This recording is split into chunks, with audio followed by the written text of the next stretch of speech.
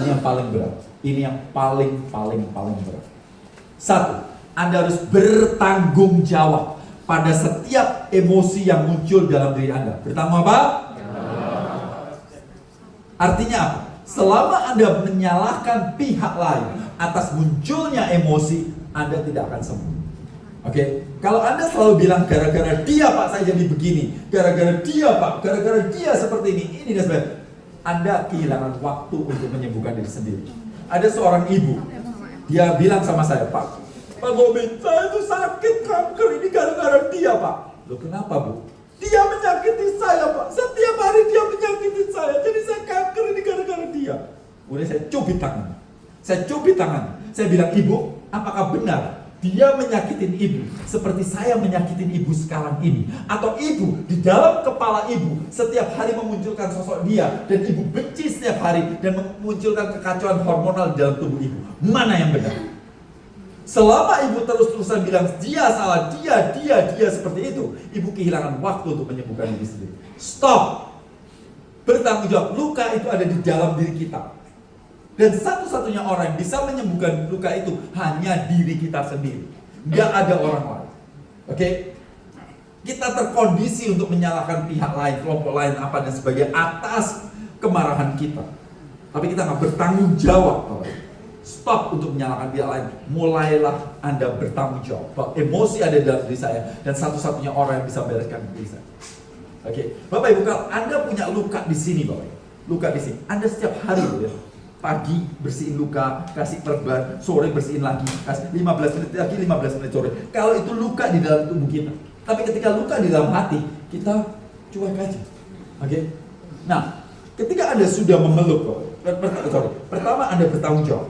Setelah Anda bertanggung jawab, Bapak Ibu, oke, saya bertanggung jawab, saya punya kemarahan, kebencian dan sebagainya. Step kedua. Nah, step kedua ini ada dua hal yang perlu kita ingat. Yang pertama adalah waktu kita siapkan dan perhatian.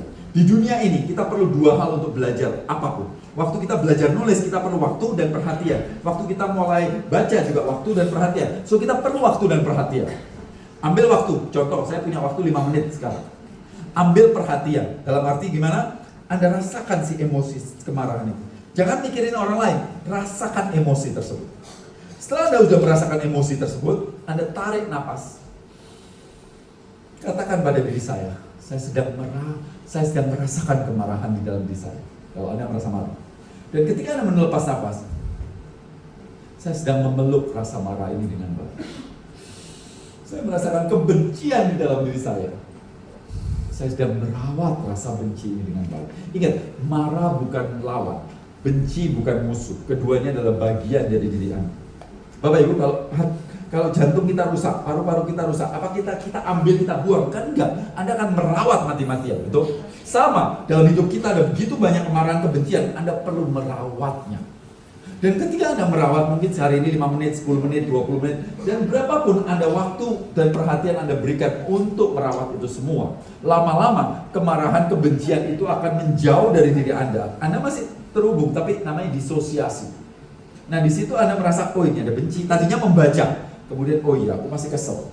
Tapi nggak berpengaruh bagaimana gitu. Kemudian ada kesel, ada marah, ada sedih, tapi ada senang, ada bahagia. Oh iya. Oh ini emosi positif, ini emosi negatif, ini ada sekat. Kalau Anda terus-terusan memeluk, lama-lama sekat ini akan lepas. Nah, masuk Anda di sebuah wilayah yang katanya Rumi, beyond right doing and wrong doing, there is a path, I'll meet you there. Di atas baik, buruk, benar, salah, ada sebuah taman. Ayo kita bertemu di taman tersebut, di mana tidak ada prasangka, tidak ada apa. Orang ini saya sebutnya gelarnya S4. Sakit senyum, sehat senyum, susah syukur, senang syukur, setiap saat selalu sempurna, SSSS.